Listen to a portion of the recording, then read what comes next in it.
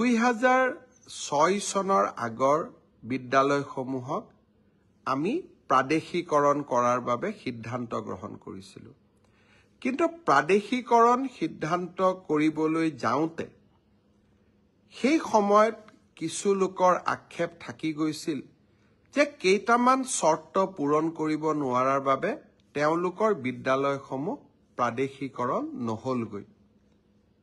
মই যোৱাকালিৰ কেবিনেটত আমি সকলোৱে লগ লাগি এটা সিদ্ধান্ত লৈছো যে প্ৰাদেশিকৰণৰ বিষয়টোত আকৌ এবাৰ দৃষ্টি নিক্ষেপ কৰিবলৈ 20 জন ছাত্ৰ লাগে, কাৰোবাৰ ছাত্ৰ 19 জন আছিলে। 2006 চনৰ প্ৰতিষ্ঠাৰ আগৰ প্ৰমাণ লাগে, কিন্তু বসুন্ধৰা নাথাকাৰ কাৰণে মাটিৰ পাত্তা পোৱা নাছিলে। কাৰোবাৰ কোৱালিফিকেশ্যনৰ লগত সেই সময়ত তেওঁলোকৰ কোৱালিফিকেশ্যন নাছিলে, পৰৱৰ্তী সময়ত কোৱালিফিকেশ্যন আয়ত্ত কৰিব পাৰিলে।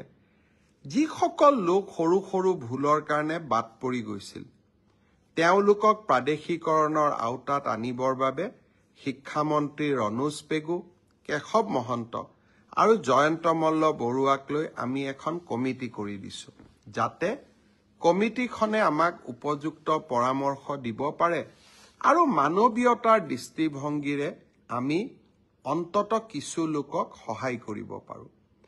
তেনেকে যোৱাকালিৰ কেবিনেটত আমি আৰু এখন কমিটি কৰি দিছো, মন্ত্ৰী অজন্তা নেওগ আৰু মন্ত্ৰী পীযুষ হাজৰিকা আৰু ৰণোজ পেগুক লৈ পেলাই। এই কমিটিখনেও লগত মন্ত্ৰী অশোক সিংঘালো থাকিব। এই কমিটিখনে আশা কৰ্মী, মধ্যাহ্ন আহাৰ যোগান ধৰা ৰান্ধনীসকল আৰু অংগনবাদী কৰ্মী আৰু সহায়িকাসকলেও বিভিন্ন সময়ত উত্থাপন কৰি অহা দাবীসমূহো আকৌ এবাৰ সমীক্ষা কৰিব। সকলোৱে লগ হৈ অসমৰ জ্বলন্ত সমস্যাসমূহ সমাধান কৰিব পাৰোঁ। 5,500 শিক্ষক নিযুক্তিৰ প্ৰক্ৰিয়া চলি আছে, কিন্তু মই থমকি ৰোৱা নাই। 5,500 নিযুক্তিৰ প্ৰক্ৰিয়া চলি থকাৰ সময়তে নতুনকৈ আকৌ 4,500 পদৰ আমি বিজ্ঞাপন দিলোঁ।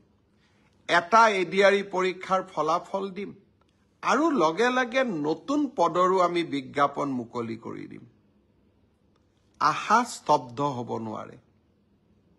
আমাৰ সপোনবিলাকক আমি পম খেদি থাকিম আৰু যিসকলে চৰকাৰী কৰ্মসংস্থাপন নাপাব তেওঁলোকৰ কাৰণে মুখ্যমন্ত্ৰীৰ আত্মনিৰ্ভৰ অসম, ছেমি কণ্ডাক্টৰৰ দৰে অজস্ৰ উদ্যোগ আমি সকলোৰে বাবে এখন